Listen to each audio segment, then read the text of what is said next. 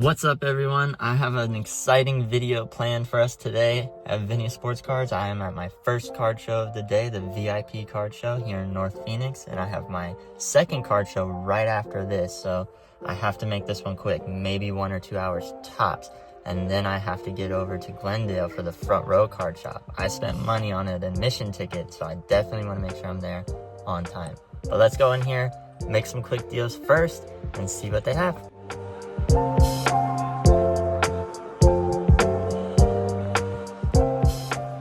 What's up, everyone? Just got back home from the VIP card show up here in North Phoenix, and I got a lot more than I expected to get. So let's go ahead and go through this really quick because I need to go to the front row card shop right after this. So I need to get back here, go through this, comp these out really fast so I could try to flip them at the next card show. So my first deal of the day was pretty cool. I was able to just kind of do a cash deal for these couple cards. I had the Victor Wembanyama Prism, the Rookie Contenders, Derek Lively with the patch. I feel like I could easily flip that one. The Justin Fields patch Obsidian at a 199. I've had pretty good luck at flipping my patches so far, especially the Obsidian patches, so I figured I'd pick another one up. Justin Fields, another patch rookie card this time. So hopefully, since he signed that big deal, I'll be able to get those flipped pretty easily.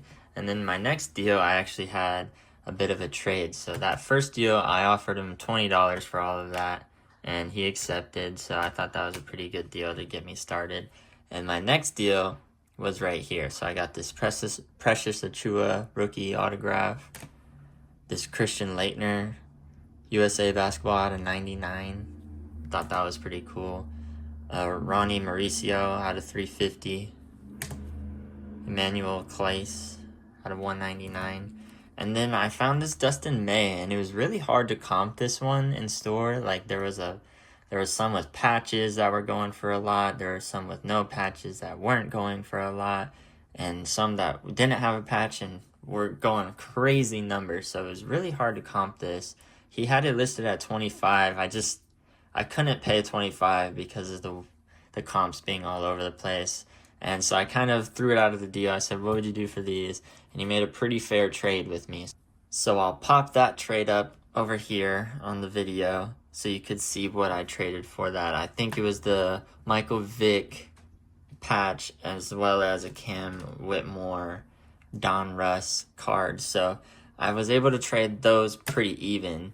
And then I threw that in for $10 on top. He was willing to come from 25 to 10. So, hey, maybe I'll be able to flip this one for 25 at the next card show, because I did see some that were selling for around 20, 25, even up to 50. It's just the comps are all over the place with different types of cards. It was hard to figure out a price for those. But we agreed to an even trade with $10, so I was happy with that. My next deal, it was a big bulk deal. I was going through a lot of bargain bins with this deal. So I was just raiding, looking for the top wide receivers in the Bengals. So found this Jamar Chase patch, pretty good. Another Jamar Chase, just a sick card. I feel like I'll be able to flip. Another Jamar Chase LSU rookie. Another Clear Vision rookie T. Higgins. Another Joe Burrow. Jamar Chase, LSU, Jamar Chase. Another King of Cards. I think these are just easy flips because they look super cool, right? And they're big-time players. So I offered him all of this for $20, and he said he'd do 25, so I took 25. Listed price was over 40 for all of these. I think he had it for, so I thought that was a pretty good deal. And then my next deal, which was probably one of my bigger ones, were these slabs. So I got this Evan Mobley Elite out of 10, 7 out of 10, gold. He had a $40 sticker. Honestly, I couldn't even find comps for this, so I'm turning this to a $65 sticker based on other comps from other players with this same card. Evan Mobley is a lot better than them, so I put it up a little higher. He did have a optic card that was going for 75 raw. So I feel like 65 and a gem 9 would be pretty good, a mint 9. Then I also got this Michael Vick rookie card in a Beckett 9.5. I don't have a lot of graded cards, so it was really cool. This is my first Beckett, and it's a Michael Vick that's graded, so I could probably easily flip that. He had it 20, and then he had this one stickered at 10, the CJ Stroud rookie illumination, 2 out of 25. So I'm flipping it for 15. He was willing to do all of this, 40 plus the 20, and he had a $10 sticker on there, so over $80, and he gave it to me for 50, so I thought that was a pretty good deal. And hopefully easy flips at the front row card shop. And then I also was able to pick up this sick Anthony Rizzo 20 out of 50 New York Yankees card. Wyatt Langford 149. Benedict Mathurin. He's easy flips here in Arizona since he went to University of Arizona, so I'm hoping I can flip this at today's show. 6 out of 99. Can't go wrong with that. Some Ronald Acuna for super cheap. Some nice refractors. Can't go wrong with him. And then an Aaron Judge Topps black and gold refractor. Probably an easy flip. And then, honestly, one of my best deals today was this. I was able to get this Lamine Yamal 74 out of 299. It's on comps. I was looking at it and I saw some going for 80, like 70, 60, and the graded ones are over 100. So if I could get this graded at a 9 or a 10, I could easily double my price I paid for this. And then he had this Paul Skeens. When I comped this out, it was closer to like 15. So I was able to talk him down on both of these for, I want to say 50. He gave it to me for 50. And I gave him a couple just really no value McDonald's All-American cards. And I'll pop that trade up here on the screen for you too. So I thought it was an alright deal. He gave me like 15 in trade value for some cards that were really only worth like $3. So I can't really be mad at that. And I think I could easily double up on this card too. So really good pickups. I actually ran into one of my students at the card show, so I thought it would be cool to make a little trade with him. He had like a handful of cards that he brought, so I gave him a cool patch card and some other rookies in exchange for these 2 cards. So I thought that was cool seeing him, and I gave him a free pack as well. So hopefully I'll be able to go make some really good deals at the front row card shop later, and stay tuned for that. Peace.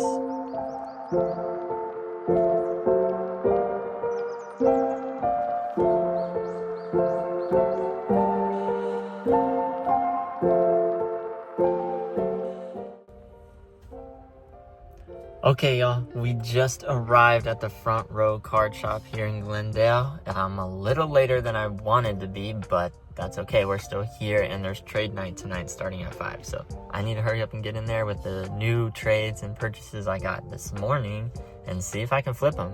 So wish me luck. Let's see how I do.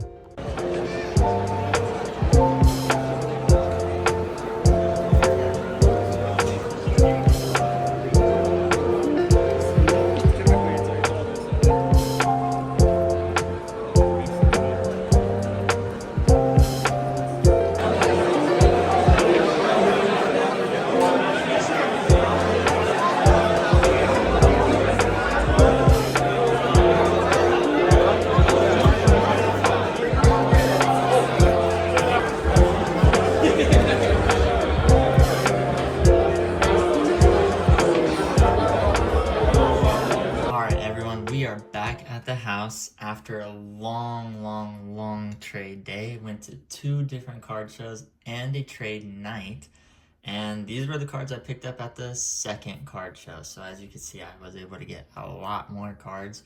The first card show, I was able to pick up some good things, and I already flipped those to help me get some of these cards as well. So all of those cards that were part of trades, I'll pop up on the screen. But let's get started with the first pack of cards or the deal of cards I was able to get. And I've already traded some out of this bundle, but I got 5 or 6 cards out of this bundle. I'll pop it up on the screen.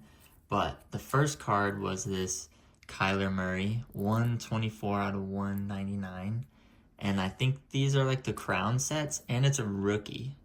If you can see that there, it's a rookie card. He had it listed for 20. I talked him down for this whole lot of 5 cards for 120. It was stickered at like 150, 155. So I thought it was a pretty decent come down. But this is a pretty sick card. And then I'm a huge UFC fan. If you know me, I'm a huge basketball and UFC fan. I watch UFC every weekend. So I saw this Dustin Poirier gold card out of 50, and I just had to get it. I love Dustin Poirier. And then another PSA slab.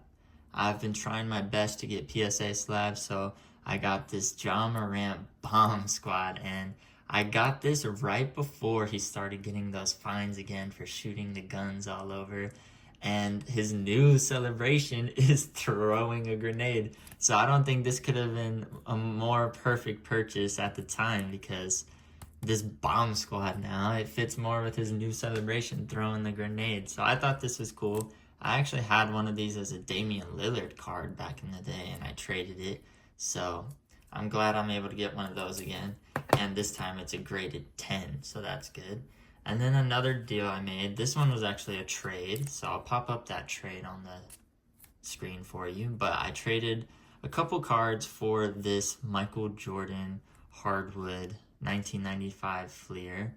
It's not like a super high value card, but I just thought it was pretty sick, and it matches my Allen Iverson hardwood and my other hardwood purchase, this Ray Allen rookie card, which is also a Gem Mint 10.